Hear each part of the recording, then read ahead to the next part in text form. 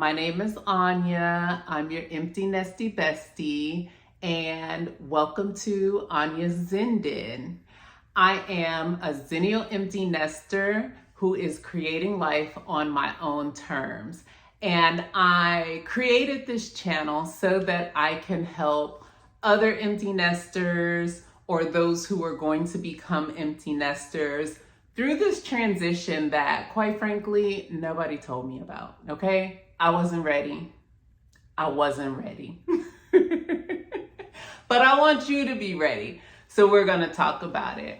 This first video is the opening video to the Empty Nest Starter Kit series, where I am gonna do my best to equip you with what this transition is like, what you might be going through, what you might see come in if you're not an empty nester yet.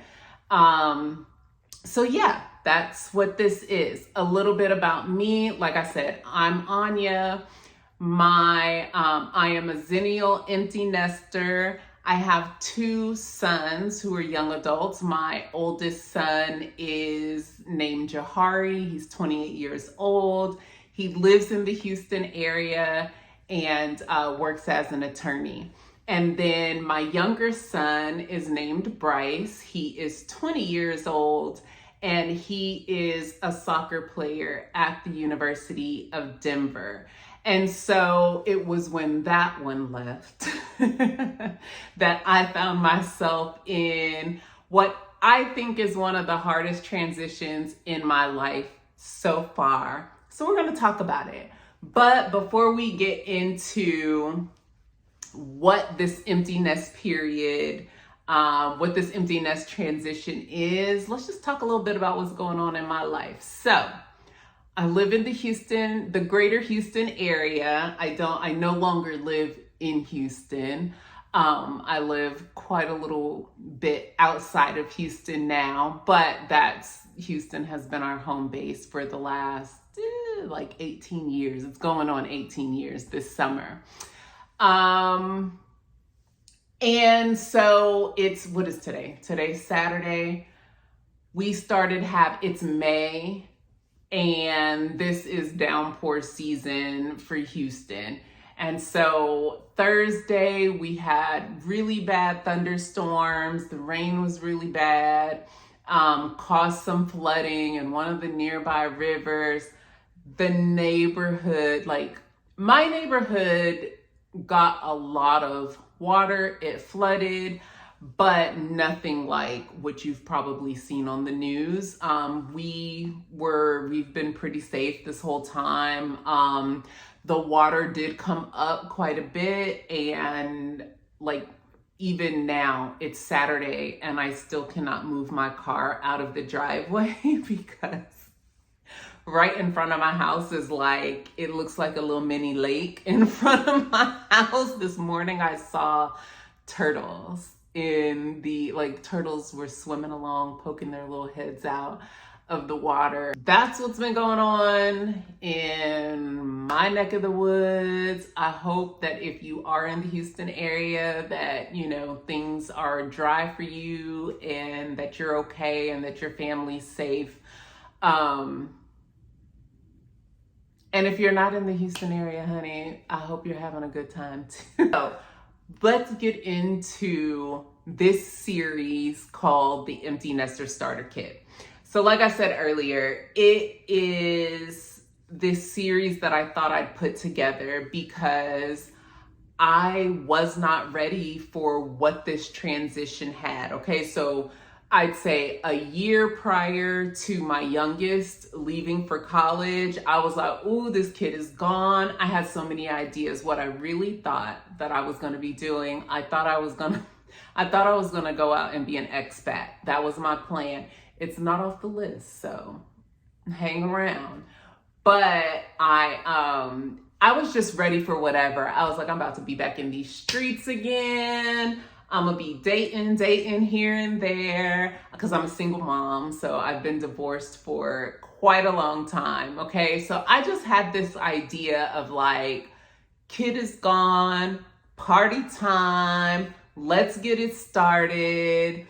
But what I found, okay, real life let me know that no, this is going to be a major life transition, like most major life transitions are. And you're going to have to go through it. Okay? So let's talk about it. So first, what is the empty nest? Okay, so it might be obvious, but we think of our home as the nest, right? The home that we've raised our children in. We've been hands-on, 24/7 parents, doing the hustle bustle of family life, running a household, getting children from here to there to everywhere. And yeah, just, and you've been doing that for such a long time. Okay, so as I mentioned, my oldest son is 28 years old. I've been doing this for that long. And what I started to realize well before my youngest left is that there are some really big feelings, really hard. It's a hard transition to make. It's not just the kid is gone, I'm gonna do my thing. So if you think back to when you were coming into parenthood, you were who you were, before your children got here. And we hear women say all the time, I didn't know that it was going to be, like I was going to turn into a completely different person when I became a mother. I didn't know like all the hard parts of becoming a parent. And so this transition is just kind of like the flip reverse of that. It is, I'm leaving parenthood as I know it. I'm leaving behind the hustle and bustle of a household. I'm leaving behind, getting my kid to and from. I'm leaving behind having like tabs on them, eyes on them, ears on them through most parts of the days, and that responsibility. And also, it's some of who you are falling apart. And so that empty nest period, we can think of the first part of that as it's an ending. It's an ending. Something is ending. A part of your life is ending. And with all endings comes some forms of loss. And so that is the part that makes this transition a tough transition. So let's talk about what that loss looks like.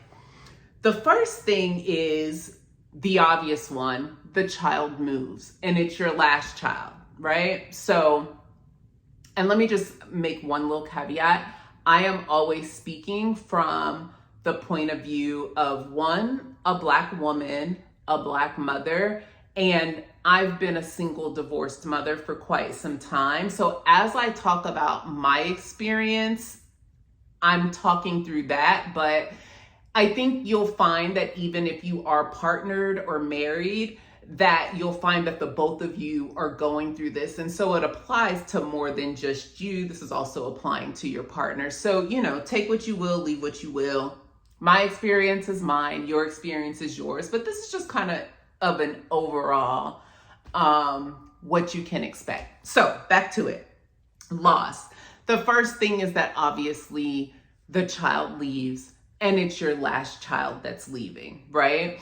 And so again, you're not having to wake this kid up in the morning, get their breakfast together, do all of the things, right? Your house becomes quiet in a way that you have not heard quiet in a really long time. And I know that's probably like, girl, I can't wait to get to the quiet, because that's how I felt. I could not wait to get to the quiet. But it's a deafening type of quiet, and it's for me, it's a very lonely type of quiet, especially given that this was my first time living by myself ever. I've always lived with people. I had my first son when I was a teenager, so I was still living at my dad's home. I went from his home to joining the army. So then I'm living in the barracks with a bunch of people, and then I had a roommate, and then I met my ex-husband and we got married, and and so our family started from there. And so yeah, it was like the quiet of him being gone was jarring to me. Also, I had a little bit of, at the time, my oldest son was living in Alabama. So he was not here in Houston when Bryce left. And so I also just kind of had this, a fear. It was an unfounded fear, but I'm an overthinker. So stuff just, and I was like, well, what if, my kids move away and don't call me regularly, and then I just like don't hear from them ever again, very dramatic. But that was a real concern for me. Like I know my younger son hates being on the phone. So I was like, well, am I gonna have to like say we have to talk on a certain day at a certain time, or blah blah blah, whatever. Yeah, when the child leaves, I think is that first kind of jarring moment of like, whoa, like life is way different than what it was going to be. And the feelings that come with that are a lot bigger than what I expected them to be. The second thing is, your schedule obviously is going to change, okay?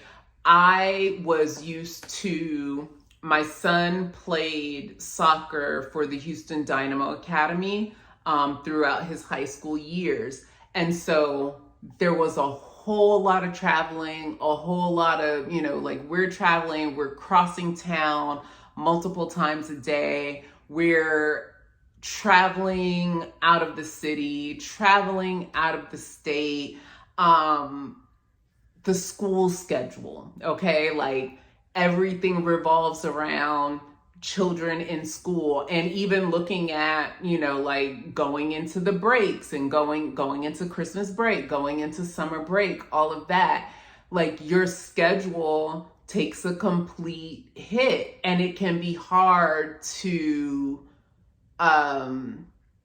readjust your life when your life has revolved so much around your children and their schedules. Next, the next big or the next hard transition that I realized was like my identity as a parent, my identity as a mother, and losing that sense of identity in the only way that I've known it for as long as I've been a mom, okay? Now, let me say this, like, I don't think I realized that motherhood was such a big part of my identity, and I'll tell you why. So like, I was never the mom that was like, my kids are my everything. I still live my life, is what I'm trying to say. Like, I traveled, like I went on vacations without my kids. I went on vacations with my kids too, but I traveled without my kids, okay? I had like good and fun times with girlfriends. I'd be out on the town, and the same way that my children had extracurricular activities, I also had my own activities and my own interests. And I was very much a woman who realized, like, I am a mom, but I'm a person first. I'm my own woman first, and I'm gonna do the things that, I want to do with my life. And so when my youngest left, there was like a noted stripping of that identity as I knew it. And going back to the schedule, like when your world revolves around what your children are doing, you know, I based where we were going to live on what schools I wanted them to be in and how close it was to soccer practice. Every decision that I had to make was with my children at the forefront of that decision. And so in that identity loss, it was like, do I even know how to make decisions for myself that are just for me without having to consider anyone else around that decision? And I think for that, like, that was definitely the biggest, like, I couldn't even decide what side of town I wanted to live on. It's just like, how do we decide for ourselves? Like, I've never been an adult that's had to make those kind of decisions just based on me. There's also just that sense of, again, you're not like, I don't see them every day. I don't talk to them every single day. It was just, I was just at a loss. I was like, I don't even know what to do. Like, what am I supposed to do with myself? What am I supposed to do with myself now that these people are gone? Okay. And then the other thing that was, you know, and maybe this is specific to me and maybe because I am a single parent, but it was very much like the downsizing of my home. So I went from, we lived in a three bedroom house at the time, and I just downsized everything. I downsized everything because I thought I was going to live in Mexico. That's the real thing. I was ready. I thought I was gonna go to Mexico. Then I was like, oh no, I think I want to look at Dubai or, you know, over in that area. I was all over the globe with it. But so I had to downsize everything. And then that was a part, like I sold a lot of the furniture, and it was like every piece of furniture that left the house just kind of, it was a heart pull because, you know, that dining room table, we sat around that dining room table, had wonderful meals or conversations or put projects together, you know, around that table. Selling my son's bed and, you know, watching the stuff that I knew that he enjoyed, you know, living in our home, things that I had bought that he wanted for Christmas or whatever. It was definitely a pull at my heartstrings every time something else left the home. And so that downsizing, again, it's a loss of a life, right? I mean, material things are material things, not to say that I was like so attached to the material, but it's the life that was attached to those material things that I could just feel walking out the door, just walking on out the door. And so what ultimately I had to realize was happening is that I was in a period of grief behind all of these losses. The loss of, you know, children living in the home, the loss of the schedule that I had been so accustomed to, the loss of my identity as a full-time parent, the loss of these objects that have meant, you know, that that this is the life that we live. And so there's grieving that comes with that. And so in that grief, which, you know, grief is, it comes along with any loss, right? Anytime, you know, those of us who have gone through divorce, there's that grief period that comes along with that. When we lose, when we lose someone dear to us, the loss of someone's life, right? That grief that comes along. So it's those feelings of deep, deep despair. Well, it's the same thing, because it's the ending of your life as you know it before you get to like the new life that you're going to create, right? And so these are a few ways that I found for myself to be helpful in getting through that period of time. And I think maybe you'll find helpful for getting through that period of time. So the first thing for handling the grief of empty nesting is feeling your feelings and allowing yourself to feel them all. Now, I am someone who has dealt with bouts of depression or anxiety at different times in my life. And so I had sort of an understanding, right? I can remember back the very first time that I found myself in like a really depressed mood. It was so important to me to like toughen up. Toughen up, right? You have to get through this. You have to be tough. Don't let yourself fall down into the depths of despair. Everything was very much, I'm a soldier. Like literally, I was in the army. So like everything is like, pull yourself up by your bootstraps, get it together. We don't have time for this, right? But what I've learned as I've gone through life and had, more moments of depression or anxiety is realizing like really the only way to get through it is to allow yourself to feel everything that you feel.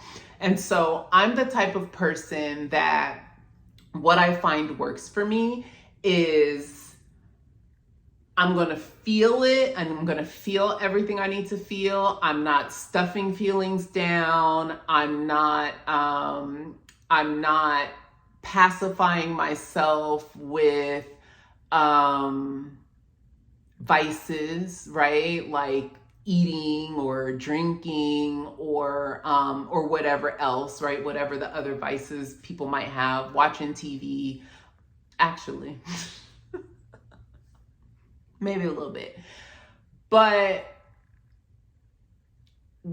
I will put myself on a time frame, right? Like if this Saturday I need to stay in the bed and Netflix it out and cry it out and, write in my journal and feel all the things, but Sunday, then I've got to get up and start moving again and, like let that energy transmute into something more productive or time that can be, that's going to be more useful to me. That's kind of how I handle it. So feel your feelings, let yourself go through it, because if you're suppressing or you're covering, you're not like, you don't move on to the next thing that you need to move on to. You just you stay in a cycle. And that is what you don't want to do, is be in, like the cycle of despair forever. The next thing is making sure you have a good support system around you. And so, like I said, I was single, or I am single. I don't have a partner or a spouse. And so for me, it was important to make sure that like the people who are around me are people that I can trust. Not just trust with like my story and my feelings. That is very important. Like this ain't the fake friends. If you have frenemies and I don't even do that anyway. But if you're somebody that's like, you got your couple of little hater friends over there, but if you one of those, keep your friends close, enemies closer, whatever. they're not the support system that you need during this time. Okay. You need like a real solid support system. Ideally, you'll have somebody in there who's gone through this already so they can help you anticipate what's to come. I didn't have that story because, as I mentioned, I was really young when I had my son. I was a teenager when I had my oldest. And so I'm the first of my peers that's going through this type of transition. So I didn't have anybody around me that I could bounce, like, this is what I'm going through, and they feel me where I'm at, right? I did have people around me that could relate in the sense that they remember their mom feeling these feelings, or they remember their parents kind of having these feelings whenever they left home or their siblings left home.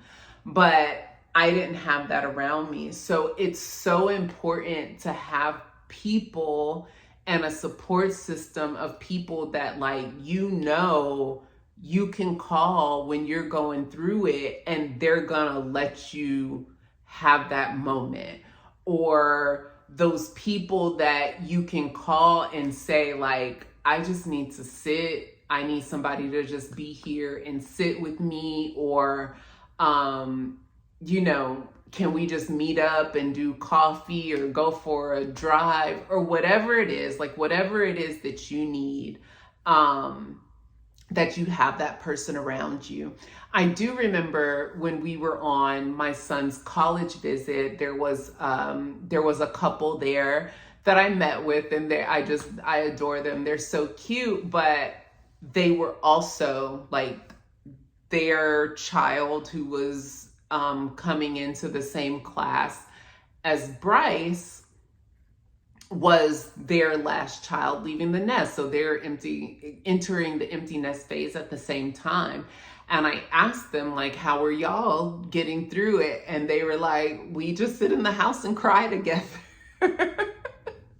They were like, it's just one of us will start feeling it and start crying, and then the next one will come in and start crying. And so they had that togetherness in that. And so if you are partnered or you are married, I hope that you are with a partner that you feel comfortable, and that the both of you can lean on one another in that area and be a really good support to each other. The last part of this ending phase and this grief stage is just being still. Like, being still and allowing yourself to rest, right? Realizing that this is a true ending, and allowing yourself the space, the time, to honor that. And so for me, what that looked like is R&R, rest and recovery, rest and relaxation. Okay. So I was hustle bustle mom. I was soccer mom extraordinaire. That is the title I gave myself. Yes. Cause I did the damn thing. Okay. I was used to get up and go all the time. Not only for my children, but also for the people in my life. I prided myself on being that friend that other people could count on. I was working as, at that moment in time, I was working as a doula and a childbirth educator. And so I was attending like 3 to 4 births a week, and like crossing town to meet with clients and teach and be a part of this panel and, a part of that conference over there. And so my life was just a steady, it was just constant motion, always in motion. And so what I realized at that time, and at the time I was also, this was 2022. So we're coming out of the pandemic, and it was still pandemic-y. Like we were still wearing masks, right? We're still social distancing and all of that stuff. And so it was like that transition from the pandemic. This is also when we started going into the recession. And so I was like at a point where I was like, I'm not going to be able to sustain this business the way that I want to and feel comfortable with all the other changes that I was going through. And so I made the decision to shut that business down. And so it became kind of a natural stopping point for me. I was telling a friend that summer, the summer of 2022, I was ending my business as a doula. My son was leaving. I downsized my home and moved into a 1-bedroom apartment. And at that moment, I felt like, you know those videos when you see like at the end of a marathon and there's that person who like, you can see the finish line just ahead, but they collapse and they're like clawing their way and like crawling to get, and they're just like everything, right? Like whatever tiniest little bit of energy and might that they still have in them, they're trying so hard to get to that finish line. And maybe there's people that come along and like, you know, lift them up and carry them so that they still make it across that finish line. That's how I felt.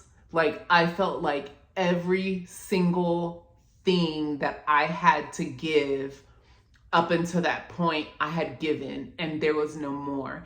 And so I crossed the finish line. Okay, we got that kid out of here and got him where he needed to be. But I was like, so now this is the time for me to be still and for me to rest and to allow myself the recovery that I needed in that moment.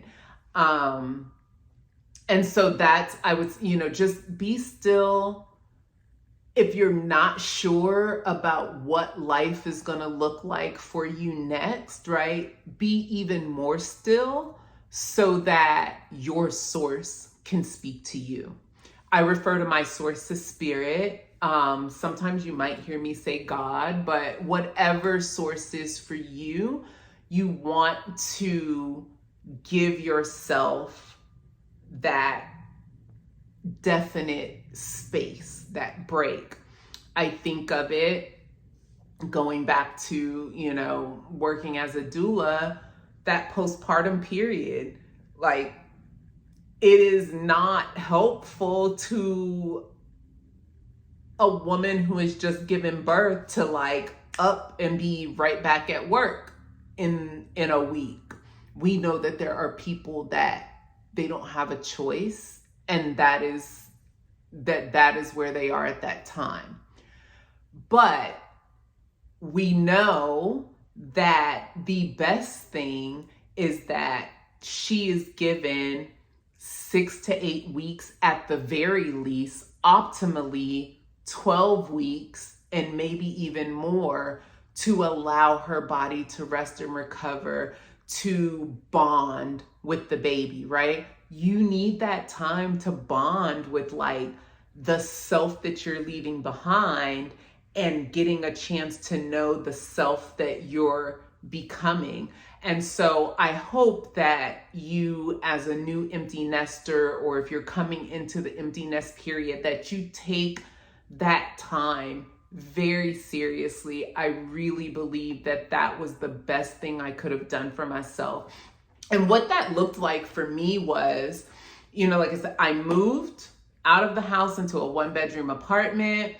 I started working. I went back to teaching high school.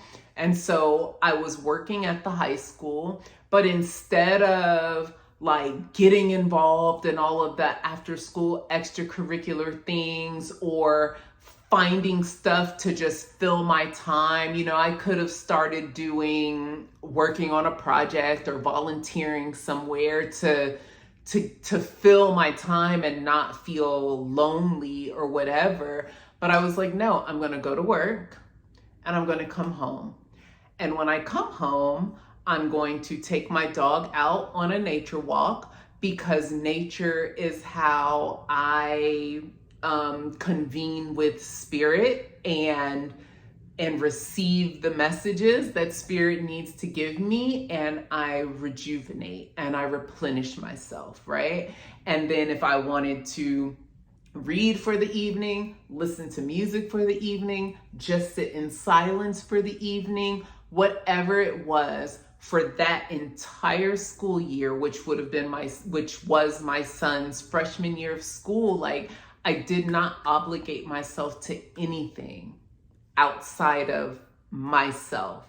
I gave myself the time to rest and recover and get to know who it is that I wanted to become, or that I was becoming. And so that leads me into the next part of what this empty nest phase is that with every ending comes a new beginning, right? And then this is where things get a little fun, okay? This is where you're opening up and you're seeing new possibilities and you're getting excited. As you should, right? The excitement that I thought I was going to have at first, or I thought it was going to be party time, right? Now we're moving into that space of, okay, now I'm living my life for me. So what does that look like? As the old adage goes, the only thing constant in life is change. And so this is all about embracing change. This is all about going with the flow. This is all about looking forward to the new you. New year, new me, right? And this is looking forward to the new you and setting the foundation of the new life that you're building or you're creating for yourself. Like I said, I realized off top, this empty nest period is where I'm creating life on my terms, because I've never really had life on my terms before, because I've always been a mom ever since I was a teenager, right? So the first part of that is leaning into the change. It was hard it was exciting. I was very, very excited for my son. We went on the campus visit and I was just like, oh my God, this is the right place for him. He saw that it was the right place for him. I was so excited. I wasn't excited about having to stop my business, but I realized fighting against that and then like dealing with the grief I was going through would have been resistance, and I didn't have the energy. I didn't have the energy for that, right? So I just had to lean into all of the things that were changing. Everything that I created and to create the home that we had been, right, with me and my children, I had to just lean into the process that like all of that is kind of washing away. And again, what was it that I watched? It was, my son makes fun of me because I've been telling him he needs to watch this and he refuses to watch it. But I loved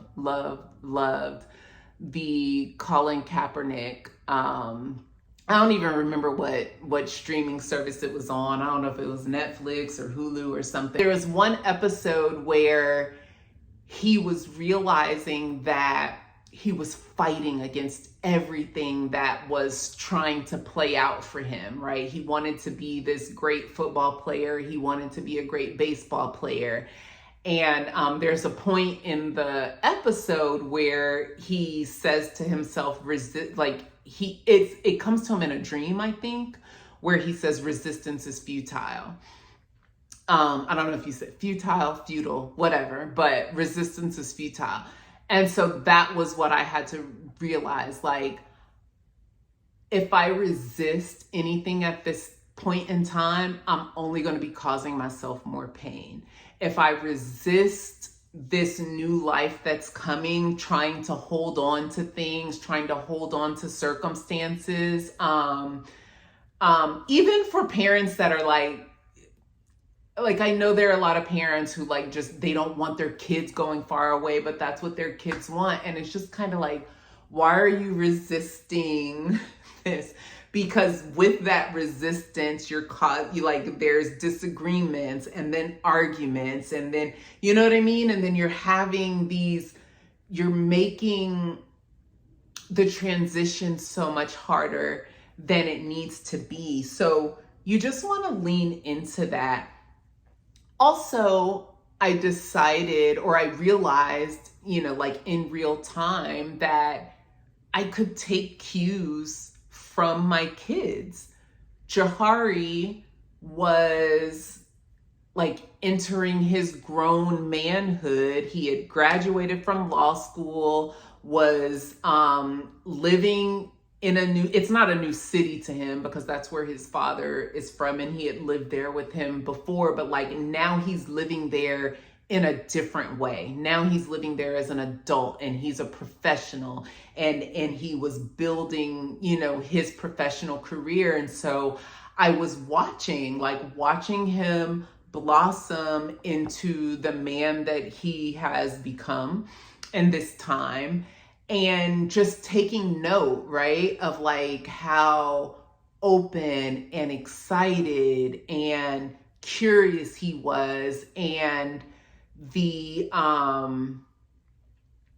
that he didn't have a whole lot of trepidation, right? He was steadfast on his goals and went for it. Same thing with Bryce. Like, he knew University of Denver was his place. He knew that going into that soccer team and that the coaches that, were working with him through the recruitment process, like he knew that was what he wanted, and that these were the right steps for him. And so I just realized, like, okay, I need to be as excited for myself as I'm seeing my children be for themselves and their new futures.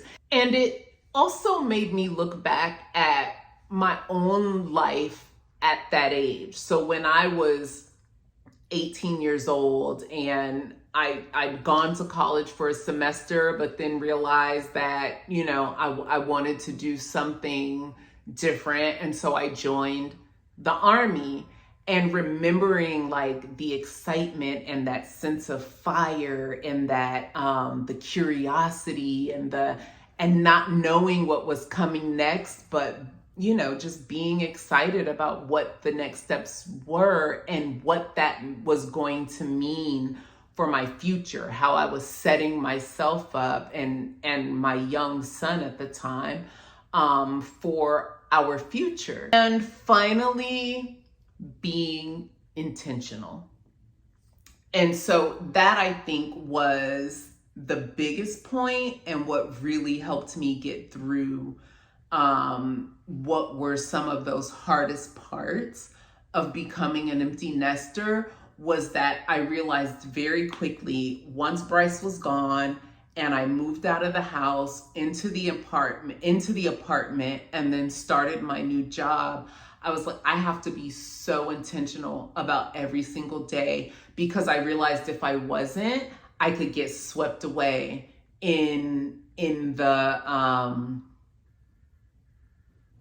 grief. I could get swept away in just like not even understanding what life looked like, right? So I was so intentional about every single thing.